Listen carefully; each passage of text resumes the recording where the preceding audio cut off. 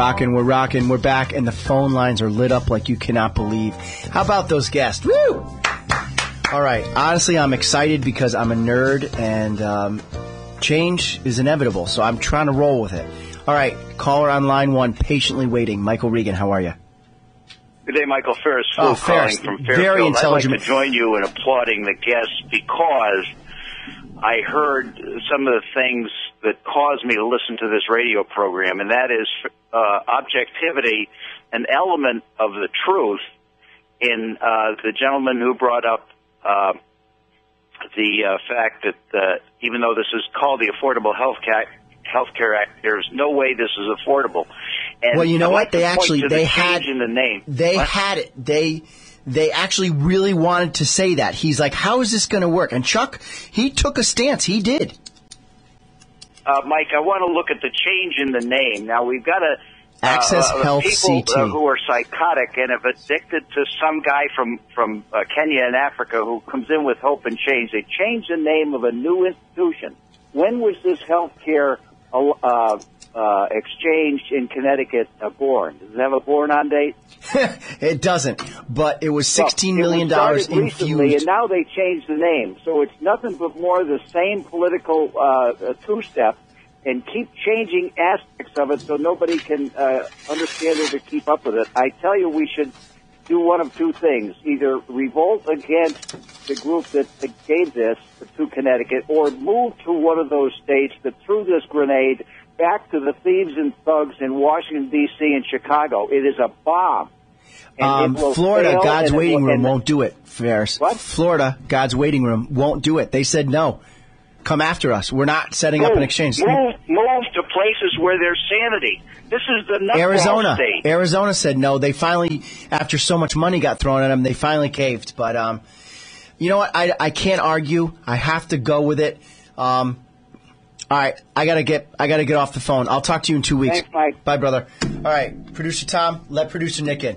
The reason I'm doing this is you've got to watch the YouTube page. Why? Because you're going to have questions, and I need to sell insurance to put food on the table, so I won't be available all the time for these questions. My incredibly intelligent staff, and I got to admit, Ange, you're doing a great job. You're working your butt off. Kristen, I hope you're partying down and having fun in Florida. And the boss, Jean, she's extremely knowledgeable, but we're not going to be able to field every question. So simply follow Nick's lead, go to the YouTube page, and hopefully you're going to email in or get questions that way. How do they find us? Absolutely. I don't often get the chance to say this, so I'll just start with it. If you'd like to email Mike a question, you can email him at WATR, Medicare and You, all one word, WATR, Medicare and You, at gmail.com. And you can, of course, being HIPAA compliant, send Michael your questions, no last names, but describe your situations, and Mike can email you back or address something on air if it's HIPAA compliant. And if you'd like to watch previous broadcasts that address an issue that is pertinent to you, maybe some of the previous broadcasts about seniors hitting the dating scene, those are all available. If you'd like to look at previous broadcasts, you can go to www.watr.com, and there's a big red button at the bottom of WATR's website that says YouTube. Click on it, and it'll take you right to the YouTube page. And when you're watching it, realize how hard it is. The producer, Nick, works till like 2 in the morning, making sure the content is very HIPAA compliant and just outstanding. It's not that easy to grab a camera and videotape. Now, I know you're out there saying, oh, YouTube, I'm not going to go to YouTube. It's not all dancing cats and stuff like that. It really is now a media. You saw Lynn Ward and the think tank put out a heck of a good video for Waterbury. It really is a social way to communicate other than just watching television. So YouTube is really, I say it's here to stay. Oh, yeah. I watch less and less television now. You do a phenomenal job. You know, I have my laptop in my chest, and I just go online. Catch whatever you need. And there's TV shows on there, yeah. All right, so Producer Tom, how many minutes do we have? We got about a minute and about 45 seconds. Okay, so now I'm going to take an opportunity here to say literally... Actually, you got more time than me. You got about 3 minutes. Oh, well, it doesn't matter because I just want to say I'm so proud of Waterbury. Almost tears in my eyes. Not tears like welling up, just tears of joy. 600 people. Did you see the stairs at City Hall? Waterbury came out. Waterbury came out, and they came out for our city. Great job, all you young people out there. And I'm sure it wasn't just young people. Great job, anyone who wanted to earn $1. $8.25 is nothing to laugh at. That's minimum wage. And you have to admire the mayor. Bureaucrats, stay inside. Worker bees, grab a shovel. Yeah! Yes, mayor. That's just the kind of can-do attitude he is showing. And give credit to the Roma guy, who actually I like, to tell you the truth. He's got a beautiful girlfriend. She's got a nice commercial and a nice business, so I do know her. She's a friend of mine. But anyway, he's sitting there at La Tavola, probably spending a fortune on a meal. But anyway, they come up with a good idea, and it was a good idea. So you rallied, you came to Waterbury's aid, and sincerely, thank you so much. Next time I see a young kid get a flat tire or something, I'm going to pull over and say, hey, did you shovel that day? If they say yes, I'm getting out and helping them. I promise.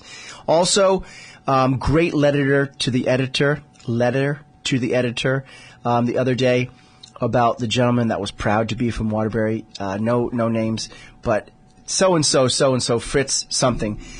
Fritz was the last name, and then I had a little more to it.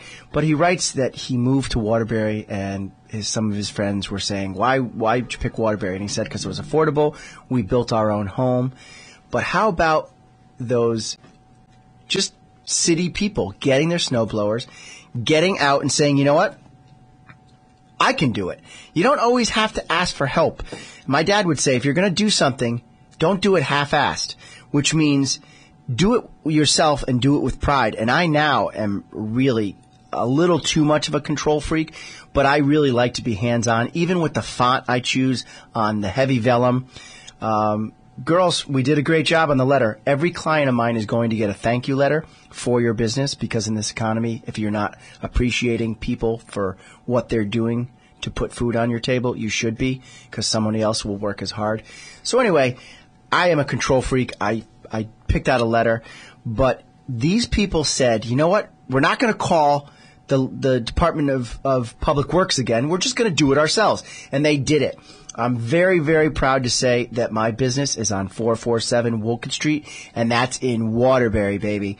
Waterbury, Connecticut, 06705. Very proud of that.